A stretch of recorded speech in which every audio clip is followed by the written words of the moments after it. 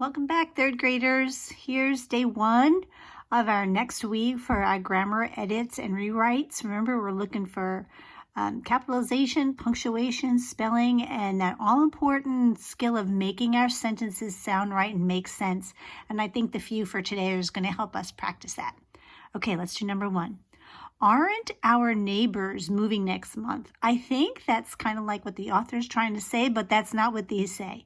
Aren't our neighbors moving next month? So we need to fix this right away. Let's see, we're first going to start with the word aren't. They are asking a question. Aren't our neighbors moving next month? So we need that special punctuation called a question mark at the end. All right, let's take care of the middle of the sentence now. Aren't is a contraction, so we need that apostrophe right here. Aren't.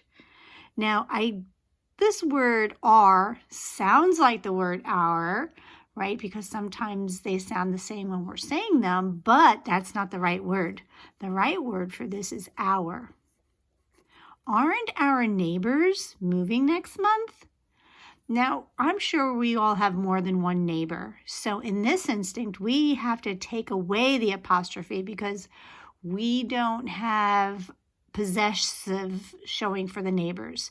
So it's aren't our neighbors moving next month? So when you rewrite that sentence, it would definitely need these few fixes in there with good handwriting. Okay, let's do number 2. At the garage sale, we sold clothes, toys, and books.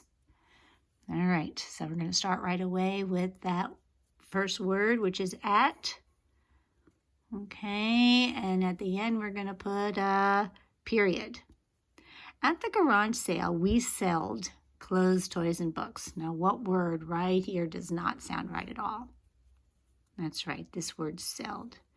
Remember last week how we had quite a few words that added ed to the end, but in order to show past that something happened, we have to change the whole word, and it wouldn't be sold, it would be what? That's right, sold. At the garage sale, we sold clothes, toys, and books. Now we're selling 3 things, clothes, toys, and books, and we learned that what do we need between each of those if we're going to show a list? That's right, we need a comma. Clothes, toys, and books. And there we have it. At the garage sale, we sold clothes, toys, and books. Now, number 3. Mr. Henderson eated at Burger Ben's and feels sick. Oh, goodness. We need to fix this right away. Mr. Henderson, we have a name there, right? Eated at Burger Buns and feels sick. That's not good for Mr. Henderson. But let's look at eated. What word do we put to show that we already had something to eat? We don't say eated, do we? We say ate. Mr. Henderson ate at Burger Buns and feels sick. Now, Burger Ben's and feels sick. Mr. Henderson ate at Burger Ben's and feels sick. I'm pretty sure that this is the name of the restaurant. And we learned when we had our capitalization lessons that we have to capitalize the names of places. So we're going to say Burger Ben's.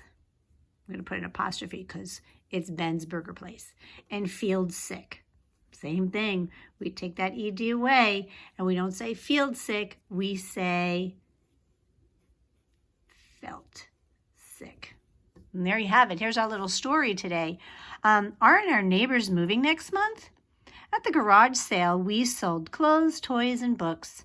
Mr. Henderson ate at Burger Ben's and felt sick. There you have our edits for today. We'll see you again tomorrow to do date 2. Make sure we're writing the sentence over again so it looks right, sounds right, and it's easy to read. Take care, guys. Have a great day.